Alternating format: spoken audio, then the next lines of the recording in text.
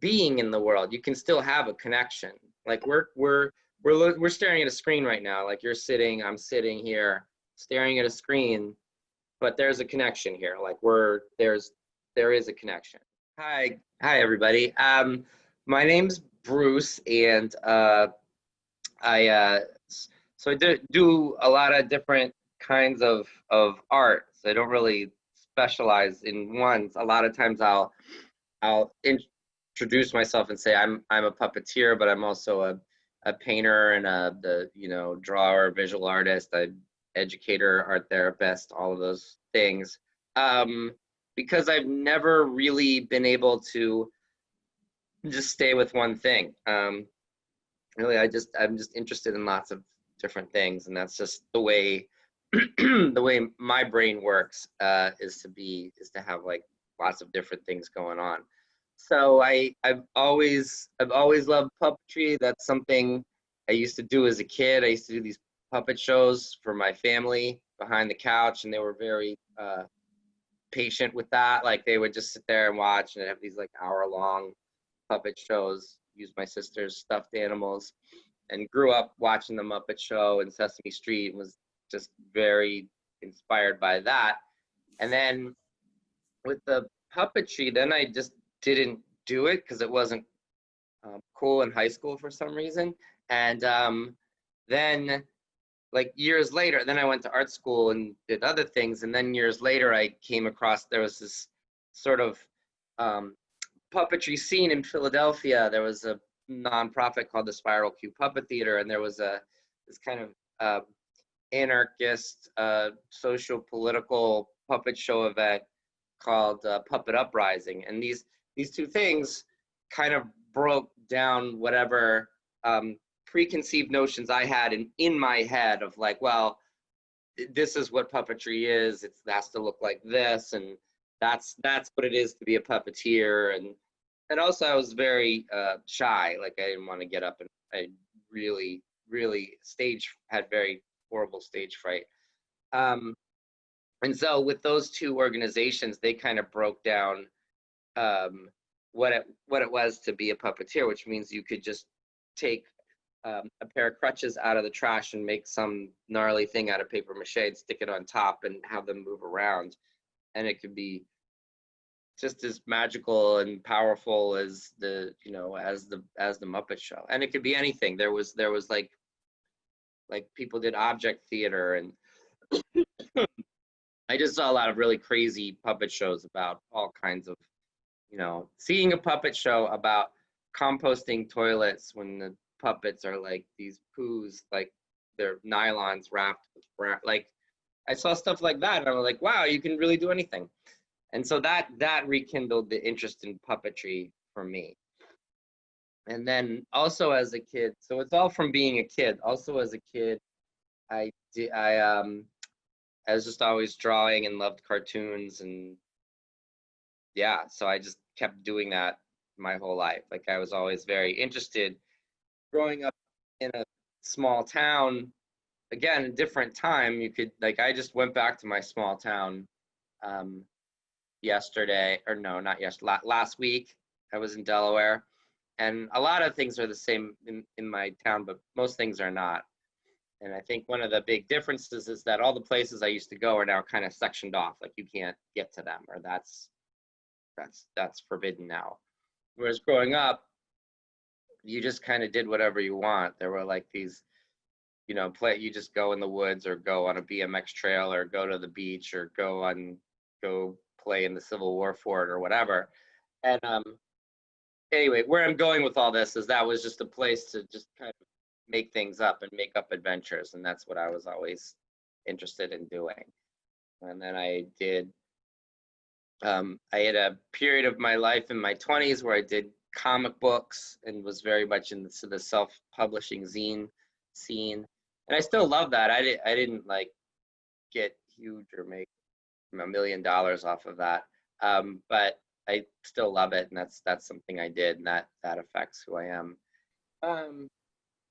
I mean, yeah, it does. I mean, with the Montserrat mural, actually, I was behind glass, so I wasn't really that one was not as interactive as some other ones. Like I was pretty much there. Like I'd come out, I did see some people I knew, like some buddies would stop by, and every once in a while someone would tap on the glass, like, or but I couldn't see people, you know, but I did see some buddies. And, you know, when you do public art, it's like almost overwhelmingly positive. Like it just, people, like when I do these electrical, like every summer I do electrical box in Peabody, and it's really fun. And people are really nice. Like people drive by, like, looks great, looks good, yay, I love it, that's beautiful.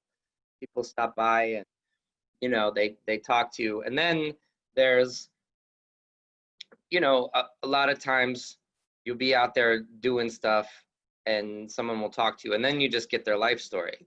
And that's, you know, that's somebody who's, you know, who probably people aren't listening to them. Probably people are just like, but they know I can't go anywhere. So, and I think I project an aura. I've talked to this with friends. Like some people project an aura of like, sure, I'll listen to you. You can tell me whatever.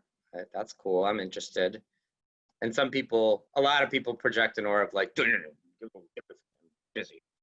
I got things to do. And so that's kind of always been the way with me. Like I will, like, if I'm out there, people will just talk to me and tell me all kinds of stuff. So it's nice. I think that is part of public art that makes it different, that makes it special. You know, I run the all male, public art team at Raw. And when we're out there doing stuff, you know, in Lynn, people, or other places too, like people are usually really nice, and say, oh, it looks great. And I think it's good for the teens to hear that, because I don't think they hear a lot of positive feedback in their lives. Teenagers are not, you know, teenagers are usually not seen and heard.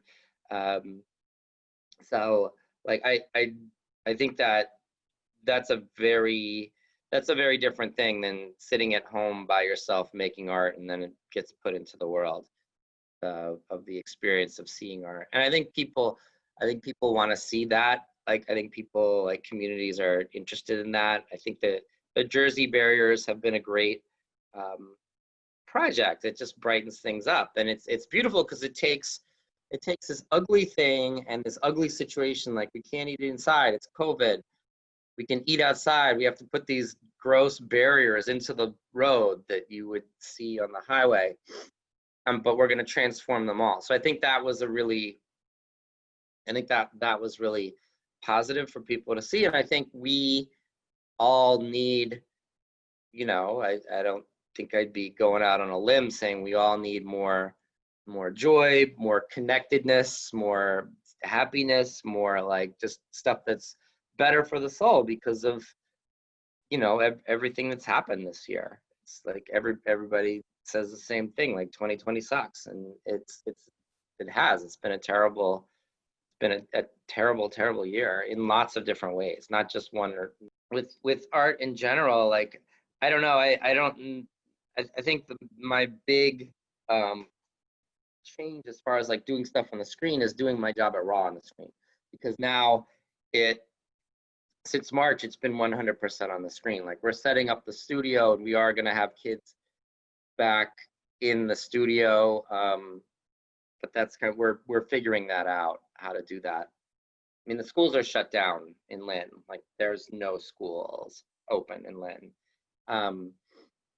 So I think that's the biggest adjustment, is me as the educator, art therapist, group leader, doing that work on the screen, and how that translates. And like everybody else, that's a learning curve. And you know, there's different ways of I can run a Zoom meeting and have kids do art at home, and it's like it's sort of like with music. Like if you're in a band, like if you're playing music with people, and you know, like someone, like you can't stop in the middle of the song and be like, okay, now you're gonna do this, and you're gonna speed up, and you're gonna kind of fade out. Like that doesn't happen, but it happens somehow. Somehow people are communicating that musically, maybe in how they're playing, or maybe I don't know, but it's happening. Like I've played in some bands before, and everybody just sort of switches and goes, and then it sounds good if people are connected, and that's the magic of art. And I think that happens artistically too. I think even though like there's a Zoom screen and there's this whole like Brady Bunch, like 12 kids up here, and I see this, like they're doing art. I just kind of see this, you know, and but like it works, you know, like people are there, they're doing art. Like I'm looking around the screen and I can feel it. I'm like everybody's doing art right now, and we're all doing art together, and maybe we're not talking, and maybe you can't hear the music and whatever, but like everybody's making the commitment to be here in front of a screen and do art, and we've all made that work. And I think that comes from the deep relationships that we have at Raw. Like these kids, they want to do this. They want to be here. They want to do art. I mean, that's the only reason it's free. You know, nobody's forcing them to do it. So if they're coming every week, once a week for years and years, it means they want to be there. And I think that's and they'll do that through Zoom anyway, and their whole life is through Zoom. So like everybody's life is through Zoom. So yeah, running a Zoom meeting, a Zoom group, that's been the transition. But I've gotten to the point where I've just done it so much. It's like being a puppeteer. Like when I was telling you, I did it as a kid, then I re-entered the puppetry world in my 20s. I was terrified, and I didn't want to. I'm like, I'm too scared. I don't want to do this. I just did it, and then I did it more and more, and then I just did it so much. It's like it's just not a big deal. Like I'm gonna be doing Zoom meetings today. Like we're starting. I did Zoom meetings all summer, like more groups than I ever did before at Raw. And they're hard. Like they are harder than doing a normal group. They drain you. Like I feel like I'm, yelling at a laptop all summer, and like you look at yourself and you feel like, oh, I'm like, then you're aware of yourself. I'm like, oh, look at that hairline. Like just, oh, I don't want to have a double chin, or like, oh, look, there's some poison ivy from Delaware. Like you get very self-conscious, and then like it's like you're in a movie, that's how I think of the Zoom meetings, is sort of like a cable access TV show. That's kind of how I think of it. Like, hey, everybody, welcome to the art show. It's Bruce. Hi, everybody, how's you doing? And making it fun, like using the things about a Zoom meeting that are different or are special. So like everybody's pets. Everybody gets to show their pets. That's been really fun. Like everybody like puts their dog up in the camera. Yeah, so I've been at Raw for 9 years. I moved here. As soon as I moved here, my son was born. I started my job. So it's very easy to remember, like, oh, my son's 9. So that's how long I've lived here and worked at Raw, because it all happened in September. Of 2011. Yeah, sounds right. But Raw's a organization that I wish there were more organizations like that. And it's a art therapy based organization. The program staff like me are all master's level clinical art therapists. There's 4 of us right now. Raw's mission is, this is an inclusive place. It's based on the power of art as a catalyst to bring people together for self-expression. The founders, Mary Flannery and Kit Jenkins, and Kit Jenkins is still the executive director. They were out of Leslie, and they started working with juveniles in lockdown. And what they noticed about all the kids that they worked with is that they just didn't have a place to go. Like that was a common thread. They didn't have a place to go, and they didn't have a means to be seen and heard. And that's part of Raw's mission, is that kids are seen and heard. And art gives them an artistic voice, and not every kid is like verbal, and some kids are on the autistic spectrum, and you know that this is not going to work for everybody, and school is not going to work for everybody, and sports isn't either. And you know, sports and school are great, but they also lend themselves to competition, and we're not competitive. We are, you know, and truth be told, most of the kids at Raw aren't going to be like artists someday. They're not even necessarily like they all love art and do art, but it's not like talent and ability are not prerequisites for membership. But a commitment is, because all the programs are free. So we, as art therapists, ask guiding questions with the projects we do, and we, rather than do like, okay, everybody, we're gonna make, you know, I'm doing a project now, like, all right, we're gonna make planes out of wood. Let's build them. At Raw, it's like, we're gonna make a plane out of wood. It's recycled material. It's reclaimed. You're taking something from nothing. You're taking something that would get discarded, and you're changing it into something new.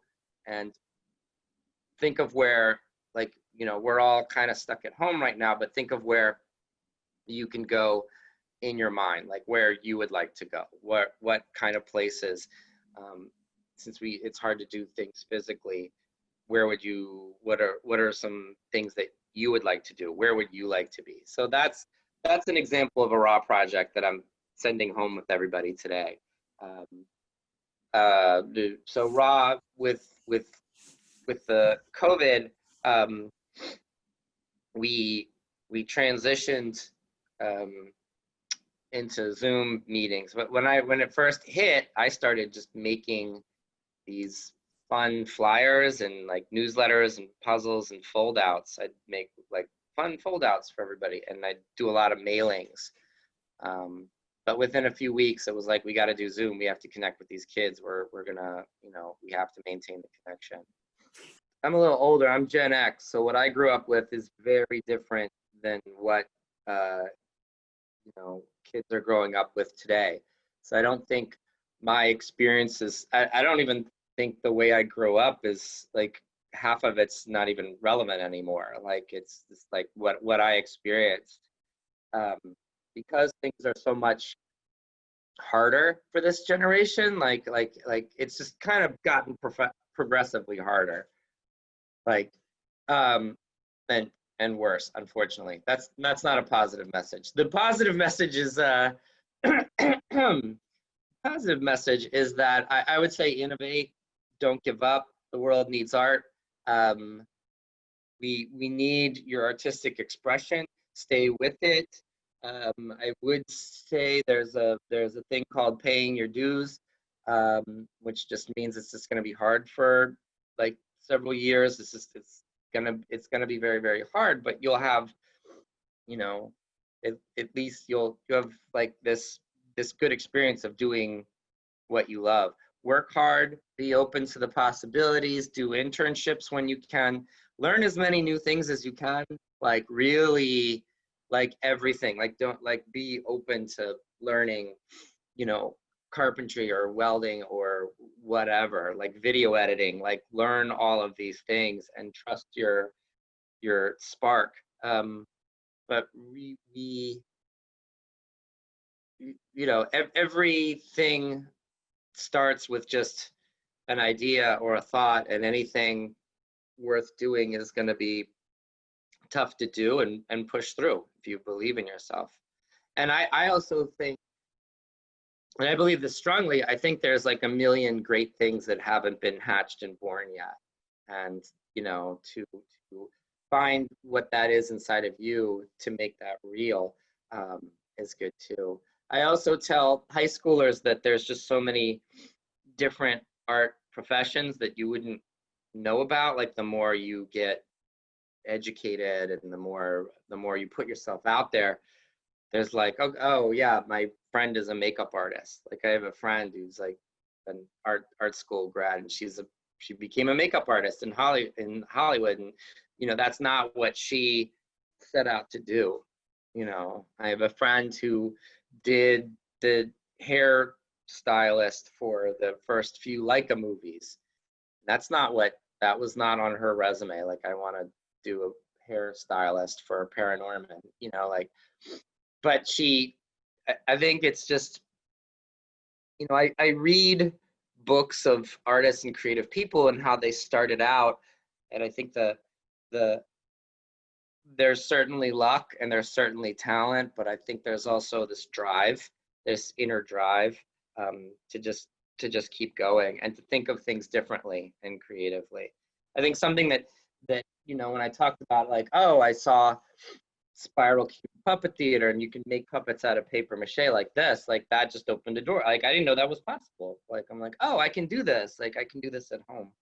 Um, so I think be open to travel, be open to relocating, be open to, you know, experiences when you know at that age, really like, you know, it's hard, but I keep saying it again and again, like the world really needs art right now. We need more public art. We need more public theater and performance. We need things to help us like reconnect with who we are and reconnect with each other and bring us together.